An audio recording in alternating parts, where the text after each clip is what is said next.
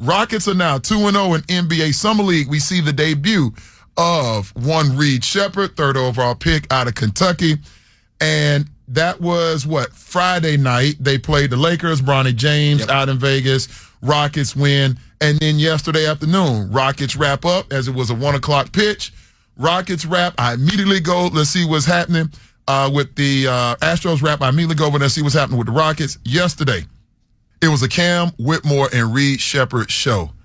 Reed Sheppard, 22 points, 6 rebounds, 7 assists, 5 steals. He shot 60% from the field, as did Cam Whitmore with his 25, 8, and 4. Those dudes, those two, and I want to focus on Reed Sheppard specifically as I come to you, Ben DuBose, editor of USA Today's The Rocket Wire, as well as Rockets analyst for us at 790.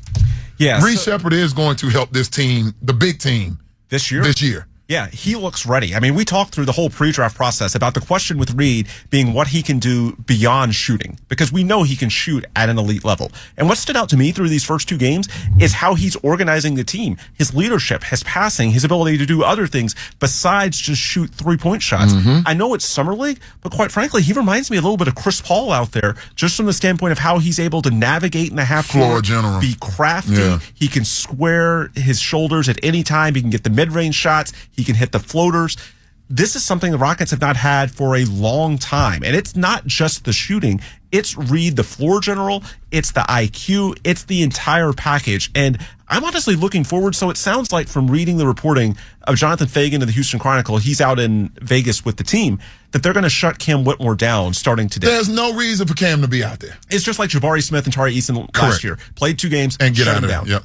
I think part of Reed being somewhat deferential is that Cam is more established. He can be, he was the MVP of Summer League last year. Yes. Now that Cam's not going to be out there, I want to see what happens if Reed Sheppard goes even higher usage. I mean, can he put up 30, 40 points if you let him just go bombs away and the way Steph Curry does, just rise and fire from 30 feet out in transition? I want to see that. And we might get to see that, they're back in action this afternoon against Detroit. We'll see. I think that's an NBA TV game. They've got a couple more games after that. So they've been the best team in Summer League to this point. They're one of only 7 teams undefeated, and they have the best point differential, which is the NBA tiebreaker. So they're actually in a decent spot if they keep winning to potentially, win a Summer League title, which would be kind of cool, I guess. But more than that, I want to see Reed Sheppard specifically. Now that there's no Cam Whitmore, can he take it to an even higher level? He's going to get the chance. There's a gentleman's agreement that's a brewing between Ross Villarreal, one half of the Matt Thomas Show, and I about Cam Whitmore had a very admirable rookie season. Yeah. Even after spending some time in Rio Grande Valley.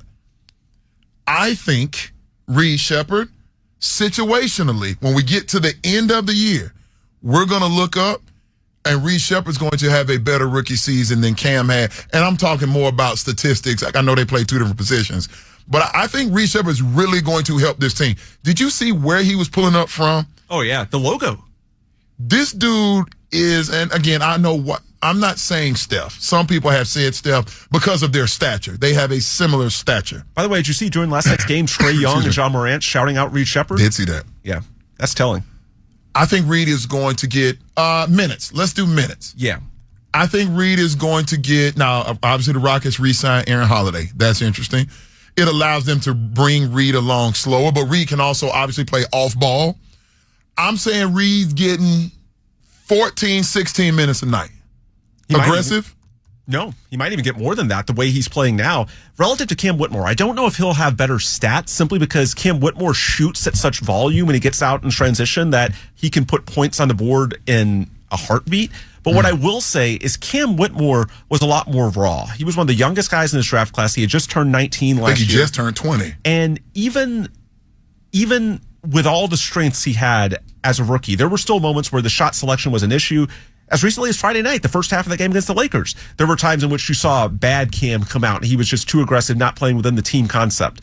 What's striking about Reed is that already he is playing within the team concept. He mentally is ahead of where Cam Whitmore was entering the NBA. Yes. And that's somewhat to be expected. Again, he's sort of a year earlier. He also had some very high-level experience at Kentucky. Sure. And great coaching in John Calipari. As did Cam Whitmore, to be fair, playing for Jay Wright of Villanova, so I got to give him that as well. True. But I just think that Reed is mentally a step ahead of where a lot of the Rockets rookies have been in recent years. I heard because Raphael. of that, Go ahead, I'm sorry. It's going to give Ime a chance to play him early.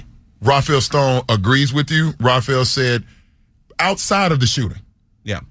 like, this is a dude that he was being disruptive. He was raking the ball away from guys in the paint, stealing the basketball, Reminds getting you in of Fred passing VanVleet, lanes. actually. This is a guy that Reed Sheppard is going to end up, and many people are saying that out in the NBA right now. Rockets may have, in the third spot, gotten the best player in this year's draft. And if you add that to what is going on, I know also, can we dispel this? This BS pissed me off too. Well, we're concerned about how he's going to do in the pick and roll with Alperen Sengun and or Jalen Green, because they didn't run a ton of pick and roll in Kentucky.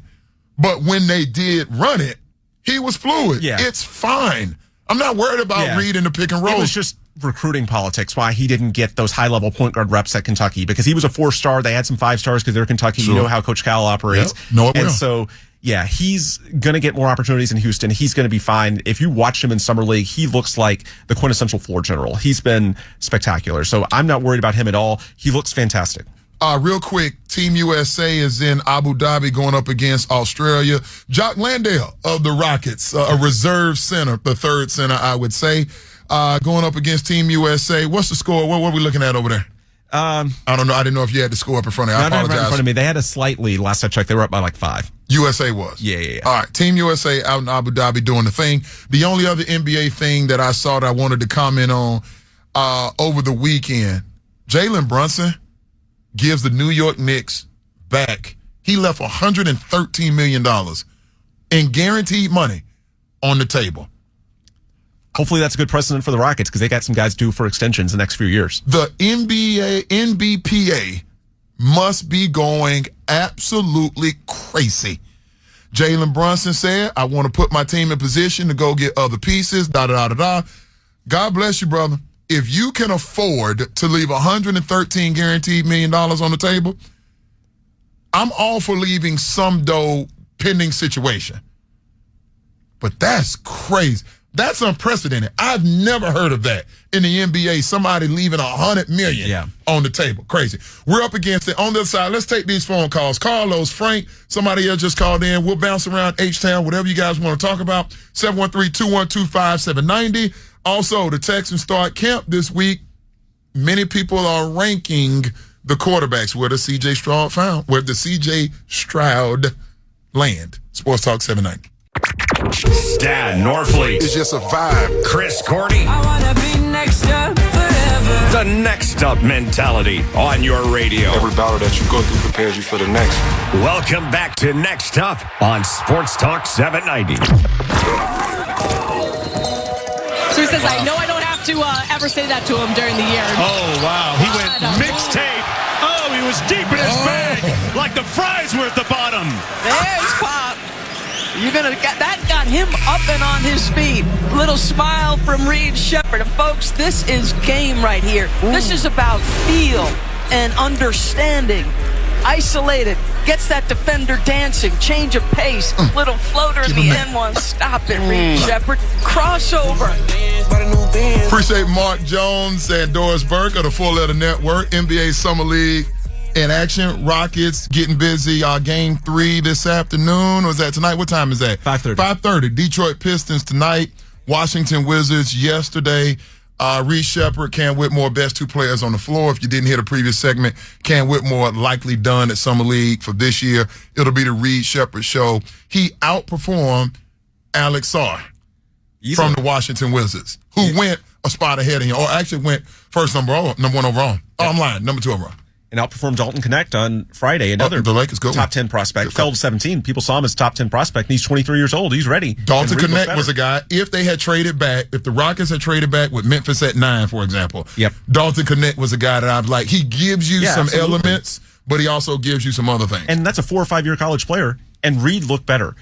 It's early, but what Reed is showing you, I mean, it's hard not to be excited. I know there's a lot of talk that the Rockets during this tanking era, which thankfully they're out of now, but there's a lot of casual fans say, oh, they didn't get Wemby, they didn't get Paolo Banchero, didn't get Cade Cunningham in the draft lottery, that prospect you can point to. Well, I think this year is an example of them getting really lucky, going from what was supposed to be the number 9 or 10 pick from Brooklyn to number 3 and getting a player like Reed Sheppard and compare him to a guy like Dalton Knecht, who would have been one of the guys in the mix if you had stayed at 9 or 10, maybe people expected. That is incredibly fortunate. So even if you're down in the Rockets from a luck standpoint saying, oh, they didn't get a number 1 pick in this rebuild, I've heard that talk even with the NBA, disincentivizing tanking, lowering the odds, all that stuff. They got real lucky with Reed this year. I think Reed was the ideal player, person, complement to where the Rockets are. Like, it's plug and play. He's exactly what they needed at the right time. Yeah, and Rafael Stone had an interview during last night's game on ESPN, and I thought the most telling part of it, during the pre-draft process, before the Rockets brought in Reed, Rafael said that he met with one of Reed's Kentucky teammates, I'm guessing either Rob Dillingham or Antonio Reeves. Because they both got drafted.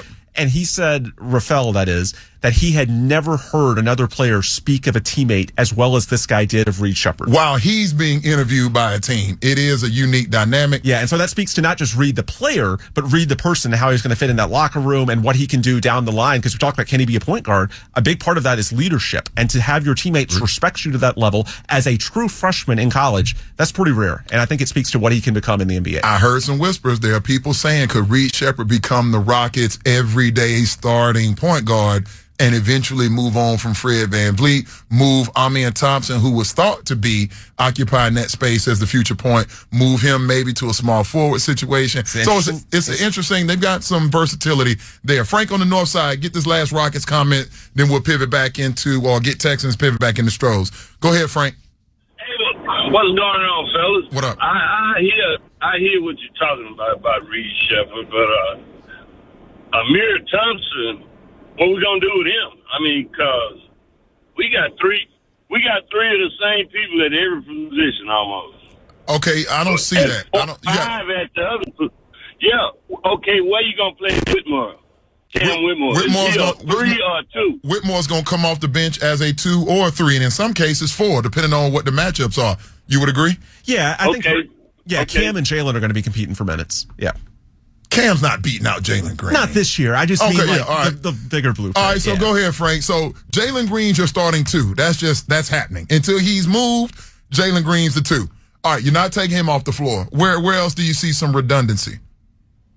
The 4 position. I mean, Seguin gonna be back, and then what you gonna play?